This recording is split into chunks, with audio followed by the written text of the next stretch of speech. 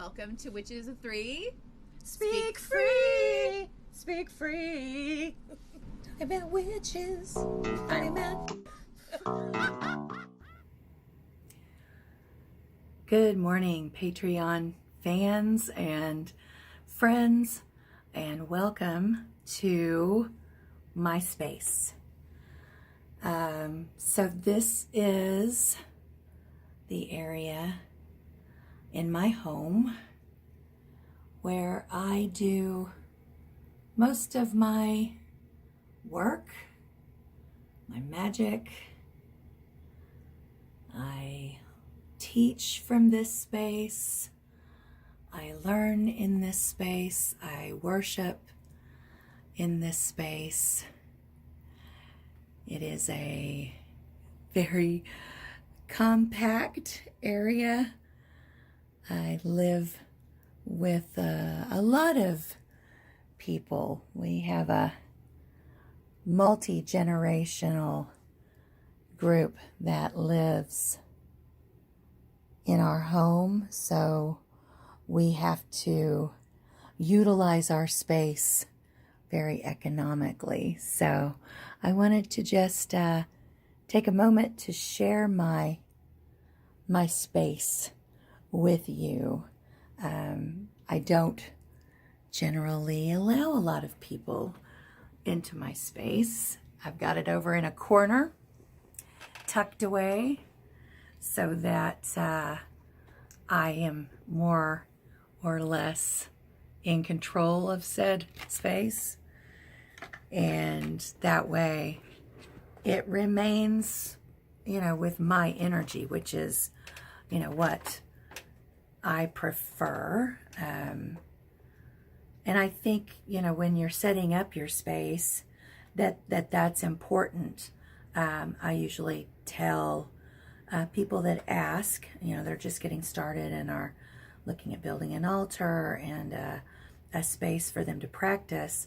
I suggest that, finding just a corner in your bedroom, in your living room, dining room, wherever that seems to have the least amount of traffic, because as you probably already know, energy transfers, we are all beings of energy and light. So when people are able to touch or move or pass by your sacred space, you are picking up residuals of their energy. And most of the time that's not a bad thing. I mean, I don't mind. My grandson has full reign. He can come in here. He's been taught from a very young age to respect this space, to not touch Mimi's items unless Mimi's here. But I love to let him come in here and do his work, because he already is starting to do his work, moving crystals, making grids, playing with his wands, playing with his pendulums. So, it's okay for family and people that you are already energetically connected with to share your space. But, you just don't want it in an open area for just general traffic to pass by. So I thought I would open my little talk with just kind of a little glance around my fort. So let me give you a little background on me. Let me take a drink of my coffee out of my wonderful mug here. Normal people scare me mug. American Horror Story. So I came to this path 25 years ago. Actually, we're going on 26 years now. It was 1994. And I was still in college, working on my English degree.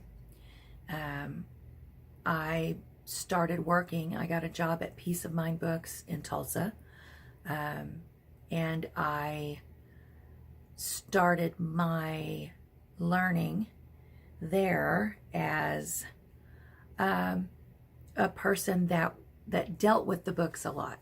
I assessed books. I didn't really appraise them, but I would give the suggestions on the appraisals to the people that actually put the dollar amount on those rare, used, and out of print books.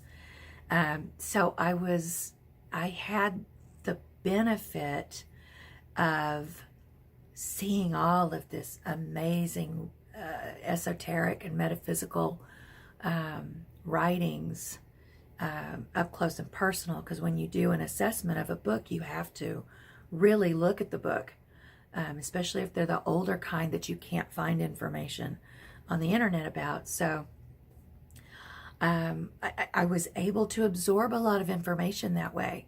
And if I saw something that really piqued my interest, if it wasn't too expensive, I would buy it. Started my book collection that way. But what led me to the specific path that I started down was actually just a longing for familial and ancestral connection. I'm blessed in the knowledge of my family's lineage. I've always known. It's a matter of pride with my family that we are Celtic. We're Irish, Scottish, and Welsh primarily, a little bit of Swiss, but we're Celtic, and I've known that since I was old enough to listen to my grandmother's stories. My mother's family is Irish Catholic, and I was heavily influenced by that belief system growing up because I spent a lot of time with my maternal grandparents. So when I started searching, because I was not raised in the church, my parents did not go to church, but when I was late teens, early 20s, the first belief system that I started really looking into, asking questions about, was Catholicism, because it just felt like home. It felt like what I should be looking into. So I spent a considerable amount of time researching. I even went to Catholic Mass with my grandparents for a while, but it wasn't long before I realized that didn't fit. They're not real open to people that are questioning spirituality. I found that out. So, just a couple of years later is when I landed at Peace of Mind. So I'd already figured out that wasn't a good fit. And so I'm like, well, I'm going to look at what my ancient ancestors, what their belief systems were. So I looked into paganism, shamanism. I did spend time researching Wicca, but I wouldn't consider myself Wiccan. But I spent a lot of time studying that path, and that opened me up to spell work and witchcraft. But primarily, I never really went into that specific area. I pretty much stayed with earth energies, paganism, shamanism, and kept along that path. Druidism. I was heavily into Druidism for a while. And then later, as I continued working at Peace of Mind, I was going to college, graduated from college, started teaching, but was still coming back and working at Peace of Mind during the summers, assessing books, working the desks, whatever needed to be done. But as I got older, I started gravitating towards hermetics, ceremonial magic, and joined the Theosophical Society, which has a very rich history in Eastern mystical traditions. So if you're interested in hermetics, in that type of study, I would recommend checking out the Theosophical Society. When you're a member, you get access to all of their materials, and that was great benefit for me. Started going to workshops and gatherings with the Theosophical Society, and then really started concentrating. At that point, I started concentrating on chakras, and the aura in my practice and in my classes that I taught. I'd known for quite a while that I was good at leading guided meditations. I am a drama and speech teacher. So a lot of this esoteric and metaphysical concepts are very much a part of especially theater. And it's all communication, right? You're communicating with spirit, communicating with energy. So that's very much, not only is that my metaphysical work, but it's also my muggle work as well. So when I'm doing my speech instruction with my students, with my college students, when I'm teaching them about theater, it's very much a reflection of my metaphysical teachings as well. So I knew I was good because I'd been using guided meditation with my students for a long time to get them connected to their inner selves so they could really explore that territory in their work as a student. And then as I started learning more about chakras, really diving into the human aura field, in my work in theosophical, my theosophical readings went further and further into consciousness studies. It all just started coming together. And so I started holding classes and workshops on chakras, the aura, and bringing it more into that realm of my work where I'm teaching it and not just learning about it. I also offer that as a service too. I've done guided meditations for other groups. I've taught chakras and done chakra clearings for other groups. So I've made myself available in that way. And then I also teach those classes through SpiritWorks, and I offer individual sessions through SpiritWorks as well. So you could book with me and get a chakra clearing or a chakra alignment, an aura clearing, just a one-on-one session. But I can also do a group session as well. So that's kind of my niche. I do other things. I've been an astrology buff. I wouldn't call me a serious astrologer or an astrology student. That's Kyla's wheelhouse. But I've always been interested. I've had my chart done since I was, in my 20s. So I do also work a lot with astrology in what I do. I'm always aware of where the moon's at and what the transits in my chart are hitting me.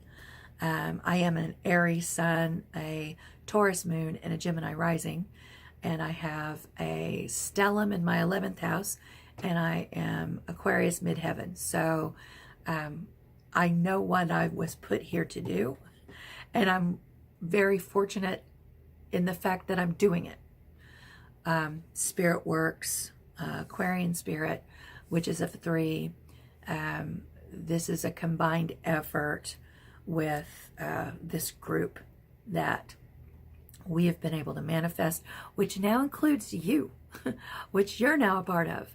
And Aquarius is all about the collective. That's what we're in right now. We are in the collective. And so congratulations for finding us, because that's what we're about. Our job, our journey is about awakening humanity, bringing in this awareness of this collective energy and how we all need to work together to help move the earth and the earth's inhabitants into this new full frontal Aquarian energy that we are fully embroiled in right now. So that's a little bit about me. I also kind of wanted to circle back and talk a little bit more about altars. We get a lot of questions on our Ask FM page, and a lot of those are concerning altars, how to set up an altar, am I doing it right, so forth and so on. I'm eclectic. If there is a title that I approve of, as I'm an eclectic witch. I don't follow a path. I choose what works for me from all of the areas that I vibrate with. And then I use that energy in my practice.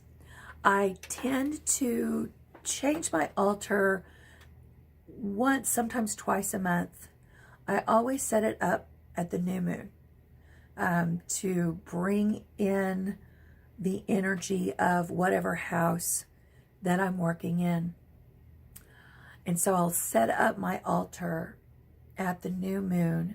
I'll use crystals, colors. I work with goddess energy a lot. So I will choose a deity to work with for that month. And then I will generally set everything up in that corresponding way. So I'm going to kind of bring this camera over to kind of show you my altar this month. So our one of our people at Spirit Works, one of our, I hate to call them employees because they're so much more than that, but Sarah at Macabre Magic does her wonderful sigil work. And so I've got a couple of her sigils on here. She gifted all of us that beautiful redwood cedar, I believe it's cedar and rose wand. I also have the sigil for the Aquarius shift underneath of my crystal grid. I love selenite. And I have a beautiful plate of selenite under my spheres. I love smoky quartz, so there's a lot of smoky quartz on my altar. I've got a smoky quartz sphere there in the middle. I've got two smoky quartz generators. I've got some Danubrite. I love Danubrite. Great stone for traveling, especially traveling in your sleep. So I've got, that's Danubrite, and that's Danubrite. And then this, I can't for the life of me remember the name of this mystical, magical crystal, but it is always on. It was gifted to me by Shanna, of course, and it is always on my altar because that thing sends a beam of light. Over here, I've got the candle for the month. This month, we are looking at the full wolf moon. So that is candle that is part of the full moon box that S&K does. And so I get that with my box every month. So that is the wolf moon candle. And so I'm all about symmetry. Now, you don't have to be like me, okay? But I usually do put like a goddess as my central figure. This is Durga. She is a Hindu goddess. She is considered one of the supreme goddesses. She's a mother goddess. She's a warrior goddess. She's there with the lion. And I just did the Leo full moon meditation. And so I've got the lions there symbolizing Leo, but I also have a lot of Aquarius energy there with the crystals that I chose for this particular month. I've got Lakshmi over there, a tiny little figure of Lakshmi. So I will at times use multiple goddesses on my altar, but that's just me. Again, I'm all about geometry and symmetry. So typically you'll see that my altars will be set up with a lot of patterns and shapes and symmetry because I that's how I work. Not everyone does, and that's fine too.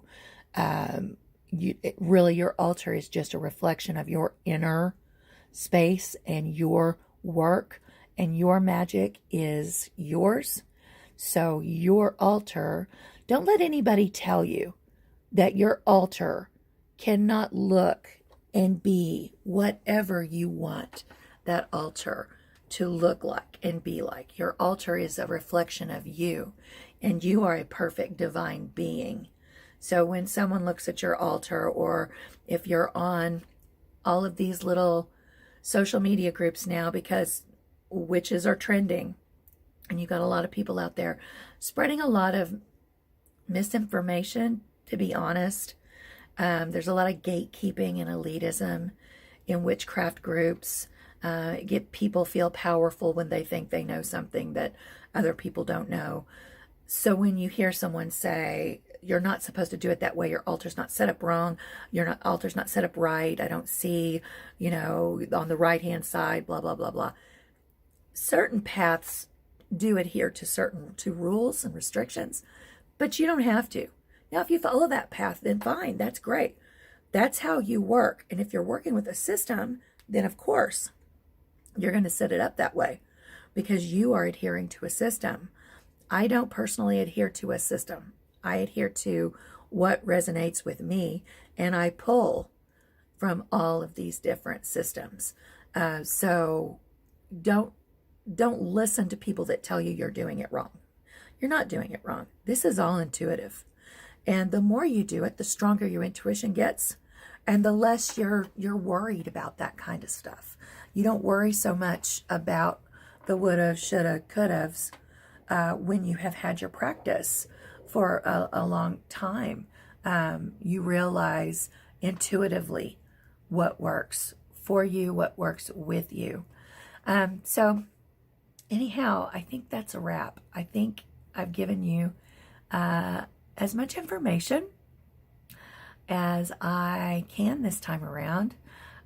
It was great having you in my space. I hope you learned something from my little talk here, and stay tuned for the unlock. My unlock this month is the full moon meditation in Leo with Aquarius influence for that full wolf moon that's coming up at the end of the month. So I hope you have a blessed day. Thank you so much for being our patrons. It means a lot to us to be able to reach out using this technology and connecting with other people, connecting with like-minded people, and being able to teach. Because I think the three of us, that's one thing that the three of us do have in common. We may all three be doing different stuff, but we truly believe that we were put here to teach. And so thank you for being our students. Thank you for being our patrons, and have a blessed month.